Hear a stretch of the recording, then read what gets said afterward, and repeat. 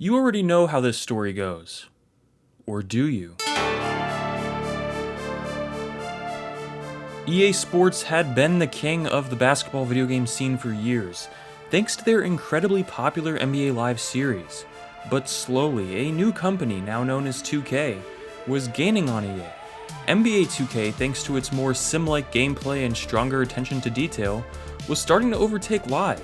One of 2K's top guys, Mike Wang, left 2K in 2009 to help EA develop NBA Live 10, allowing EA to stay relevant while 2K continued to become more and more popular. After a few years of mediocre games, NBA Live 10 was a great bounce back, and it's a game I'd call the last great NBA Live. Then Mike Wang returned to 2K, assuming he'd helped create a return to the aggressive competition of the early 2000s that resulted in so many classic sports games. But that's not what happened. EA decided to take a bold risk with NBA Live 11, first by changing the name to NBA Elite 11. Gameplay controls were completely redesigned, and the final game was too buggy and ended up getting cancelled.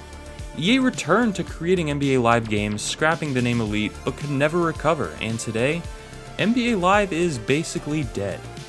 That's the story we all know. But what if I told you there was more to all of this? What if I told you NBA Elite 11 wasn't even that bad of a game, but instead a failed act of ambition? You see, up until today, few people actually knew. NBA Elite 11 never released in stores, and the few copies that somehow got into circulation go for at least $10,000. Simply a display poster of the game goes for $2,000.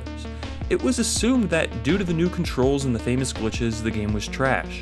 But was it actually? Thanks to modern day technology and emulation, we can finally see what NBA Elite 11 really was.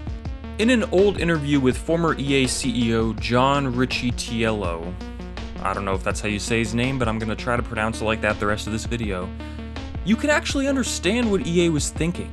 In fact, the story behind NBA Elite 11 is almost admirable. How did everything go so wrong? This is the story behind the story of a game. NBA Elite 11 will forever live in infamy, but now we have more context. Now a more accurate depiction of the game can be formed. Was the game that killed itself, and eventually NBA Live, truly a killer? NBA 2K had been gaining on EA's Live series for a while, but thankfully for EA, NBA Live 10 was a hit. But with 2K working hard on NBA 2K11, now with Mike Wang back in the building, EA had two options. Continue building upon Live 10's foundation, or try something ambitious, something crazy. The safe choice was to give Live 10 a roster update and some tweaks, yet they did the complete opposite.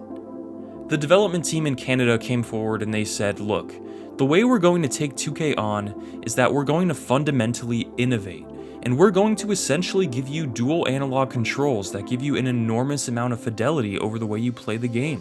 You can literally take the ball from left to right, drive to the basket, switch the ball to your left hand and do a left-handed dunk. And they showed me that gameplay and put the controller in my hand, and I said, this is about as much fun as I've ever had playing any sports game.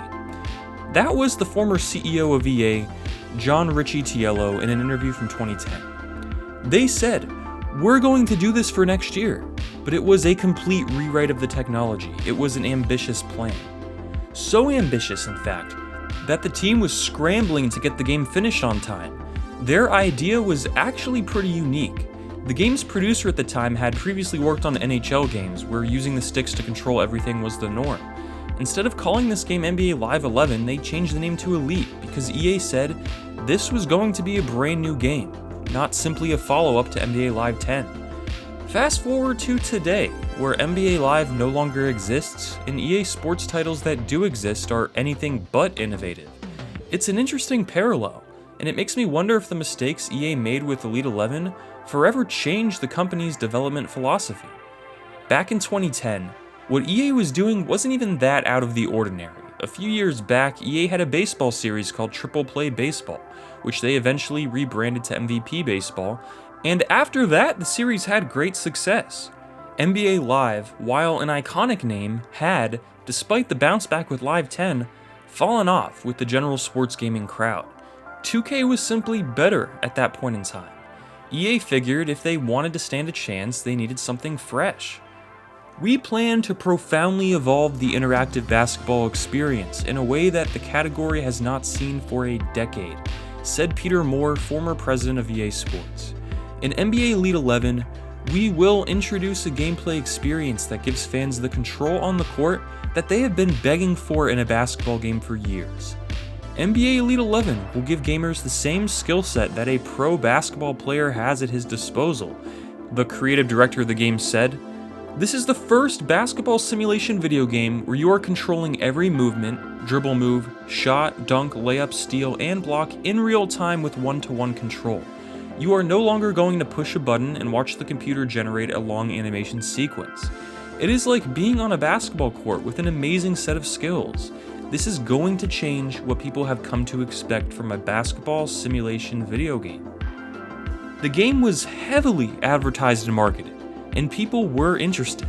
I vividly remember reading about the game's announcement back then, feeling excited for this new Elite series. Kevin Durant was on the cover. J. Cole helped create the soundtrack.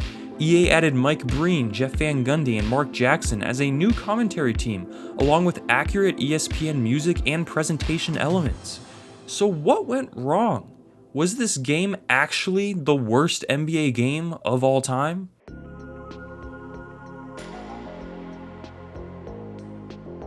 Upon playing NBA Elite 11 today in 2022, this isn't really a bad game. Is it unpolished? Yes, but the core game wasn't bad at all, and it's easy to see this game actually being good if the developers just had a bit more time to work with. Let's focus on gameplay, because that was the major change to the game from NBA Live 10 to Elite 11. Sticks controlled everything. And while I've heard this overcomplicated the gameplay for most articles about the game, I actually really like these controls. Future NBA 2K and Live titles would actually build upon what this game did. The left stick controls your player, and the right stick controls your dribbling and shooting. Those sticks control nearly the entire game. Instead of button presses and combinations, Elite 11 aimed to give users full control over their player, and the sticks actually work quite well for that. Shooting was skill-based with a meter, and the goal was basically green lighting by releasing the ball in the green. Shooting was done by holding the right stick up, dunking was done by holding it up while driving to the basket. But you had so much control. While going for a dunk, you could move your stick to the left or right last second and switch to a layup, for example. This resulted in the ability to pull off moves that weren't yet possible in a video game, at least not with full control. Normally these would randomly play out as animations from a button press. But here you chose exactly what animation your player would use based on how you controlled him. Again, it was a much more skill-based game. These controls were actually pretty great, you just needed to spend some time practicing them. I'd imagine if this game released online, officially without the bugs, it would have been fantastic to play competitively. This wasn't a cheesy game like NBA Live 09 either. The AI was challenging and would test you. Too many dribble moves, watch as the CPU steals the ball. Try to go coast to coast with a big man? Good luck. If you want to make a tough shot, you need to hit a tough release. Unlike previous live games, Elite 11 gave you the ability to succeed or fail on your own. Animations weren't to blame. You and your own stick skills were. Game modes were pretty standard, with Dynasty feeling similar to Live 10's, but actual in-game action was so much better. The freedom to control your player fully is just so fun, and the presentation the game uses is fantastic. Be Legendary was a new career mode, something Live 10 didn't have, that would have rivaled NBA 2K's My Player mode. Upon checking it out, the mode is actually decently deep for 2010. The issue is that the game simply isn't finished. Glitches that should have been caught in quality control weren't, and in some cases it breaks the game. If you ignore them, however, this is a very solid base for an NBA video game. What I see is a rare example of a sports game that actually tried to do something ambitious. A game that tried to push the entire genre forward, yet because it failed, the game has been cemented as one of the worst ever. We should miss a failure of this magnitude and hope for it again, because the best progress comes from failure. The more you mess up in life, the less likely you are to repeat those mistakes in the future. The sooner you mess up in life, the better, because you'll learn valuable life lessons before most. Embrace failure. NBA Elite 11 is an example of EA running away from it. You can argue that they made the right call from a business perspective, but did they? Where is NBA Live today? If you don't give your developers the option to fail, they won't be able to take any risks. And that's how you get the soulless sports games we see today that sell simply because of brand recognition rather than because of the game itself. If you take the safest option out of a fear of failing, then you've already failed. I actually applaud EA Canada and their work on NBA Elite 11. Thank you for trying. Unfortunately, public perception and some bad press helped kill Elite 11 and eventually NBA Live itself. The infamous Jesus Bynum glitch was the start. Then there was the hookshot glitch. More and more quality control issues showed up, all very close to launch. All of this simply from the free demo. It became well known that NBA Elite 11 was a buggy mess, and EA ended up canceling the game to salvage what was left of their basketball video game reputation. The team that worked super hard night and day trying to get Elite 11 to live up to their ambitions were basically cast aside as EA moved future development to Tiburon, the studio behind Madden. As Richie Tiello said, people admire game companies that take risks, but in retrospect, they only seem to admire game companies that take risks when the risks work. That's not a risk anymore if you only take risks that work. I think of it as like skiing. If you occasionally don't fall down, you're not trying hard enough. While NBA Live 18 and 19 weren't bad games, and even did some things better than 2K, they didn't sell that great, and we haven't had an NBA Live game since. After Elite 11, most people were done with EA basketball games. NBA 2K11 was arguably the greatest NBA video game ever made at that point in time, so why even care that Elite 11 was cancelled after that? Why even bother downloading NBA Live 13? Had NBA Elite 11 been finished, perhaps it would have been more polished, and even considered a pretty good game. EA could have continued making games with the Elite name for years, even today, in this alternate reality. Instead, today EA is a completely different company ran by completely different people. They stopped innovating in all of their sports games. The failure of NBA Elite 11 still stings, because the game really could have been something special. But instead, it was the catalyst that helped EA Sports regress into what it is today. Thanks for watching.